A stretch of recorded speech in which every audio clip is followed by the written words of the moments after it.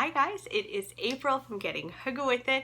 Today I wanted to talk to you about books that I read over the course of 2018 so far that I kind of changed my mind about, that I gave 1-star rating and then have since changed it to another star rating. Some of them I bumped them up. Very few of them did I bump them up.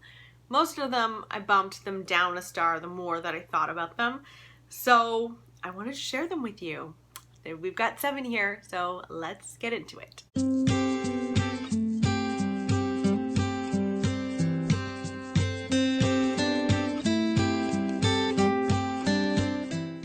Should we start on a high or should we start on a low? I think we should start on a high and then kind of get a bit more and more bitchy as the time goes on.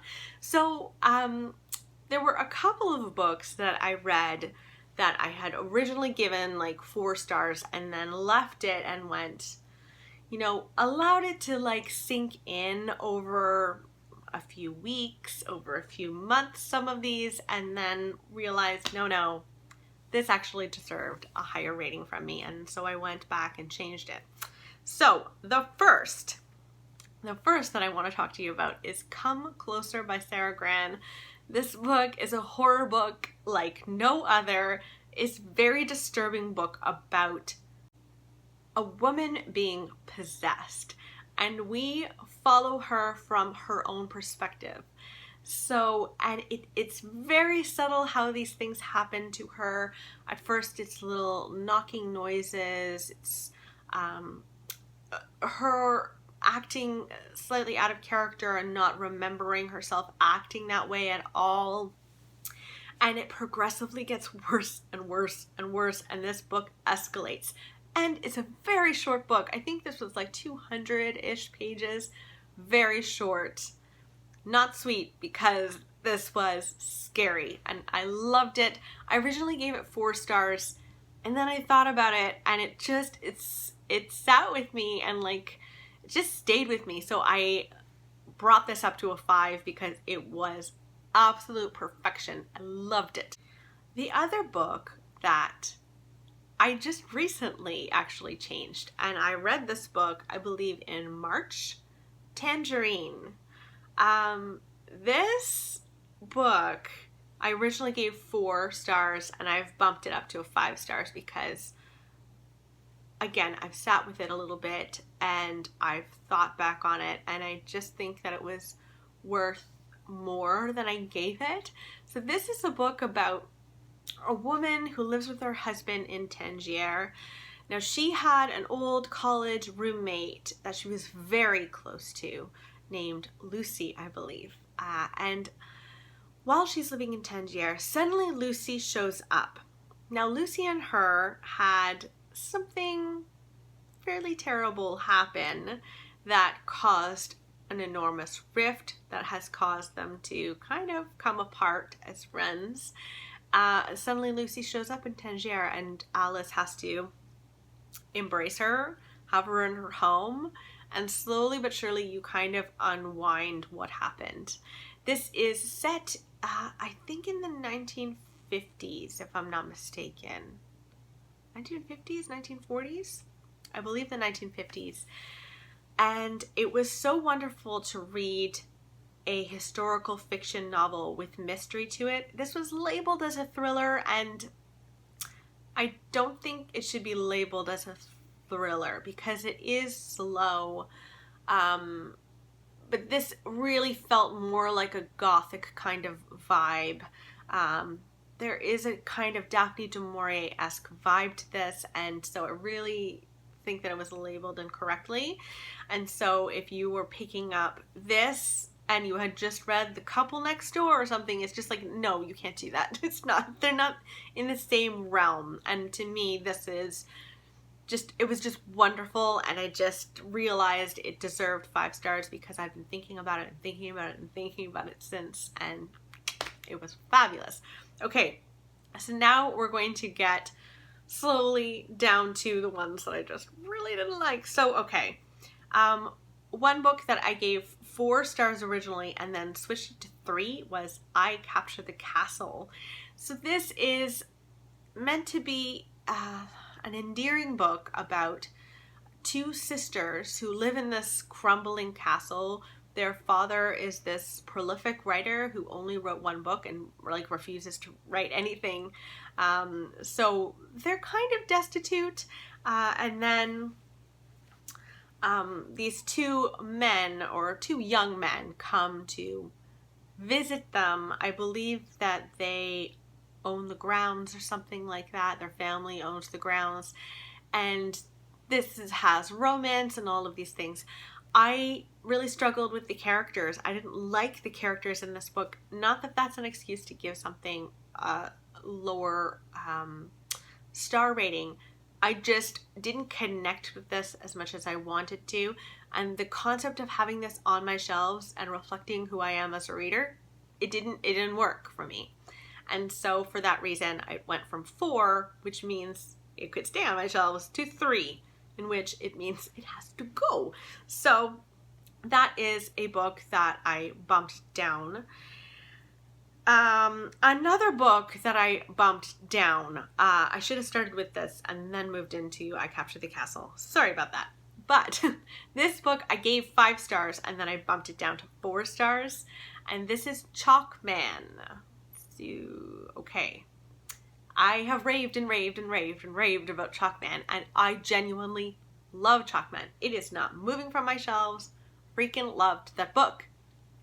However, what I really realized I adored about that book was the ending. There were so many twists and turns as the pages were coming to an end, and the last page just blew my mind, and it went from a 4 to a 5 in the last page.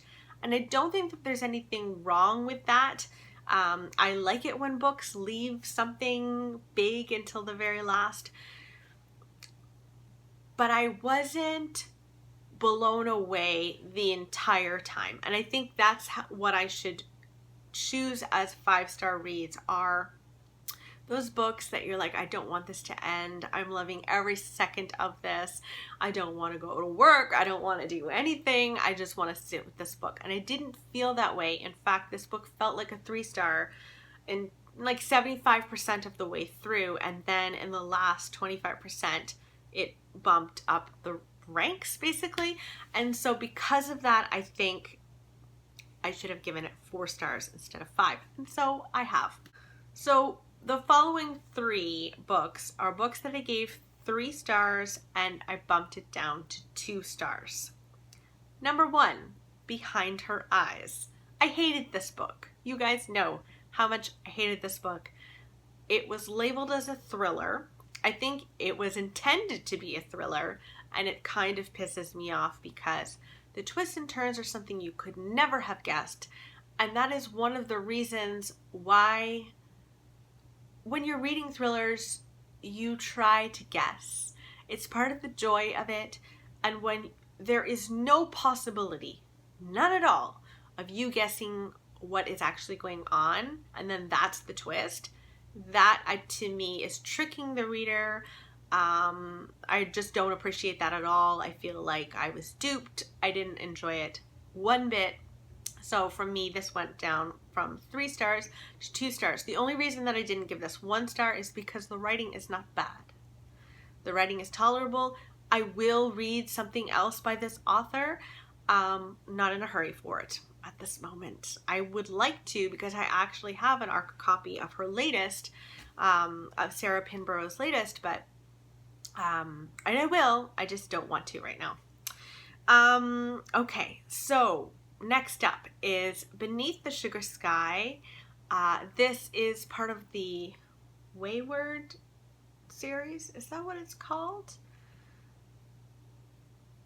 The first book in this series was Every Heart a Doorway, and this is about kids that come back from other worlds like Neverland or Wonderland, and they come back home to Earth and they're like, ooh, what do we do now? And so the parents just bring them to this school where all of these other kids go, and they kind of readjust to living in our world. I loved the first 2 books, but this book, I just didn't connect with any of the characters whatsoever. I didn't like the world. I really didn't like it at all. So This I had originally rated as 3, and the more I thought about it, I decided to rate it 2 stars. Last but not least, or maybe least, is The Forgotten Garden by Kate Morton. This book pissed me off. You guys know it really pissed me off. This book is about adoption, and it is about infertility, and I really didn't like the villainization of infertile characters in this book. I find it's, because I'm dealing with infertility, it's very hard to read about characters who are dealing with infertility as being bad people. I really struggle with it when people don't have any experience with that, and then they write about it, and they write about it insensitively. I don't mind if people haven't experienced what I've experienced and then write about it. That's fine. But like, to me, this was very insensitive, and I really didn't appreciate it. It felt like a slap in the face, and I don't want to be slapped in the face when I'm reading books. And I love Kate Morton. I have her latest book on my shelves, The Clockmaker's Daughter.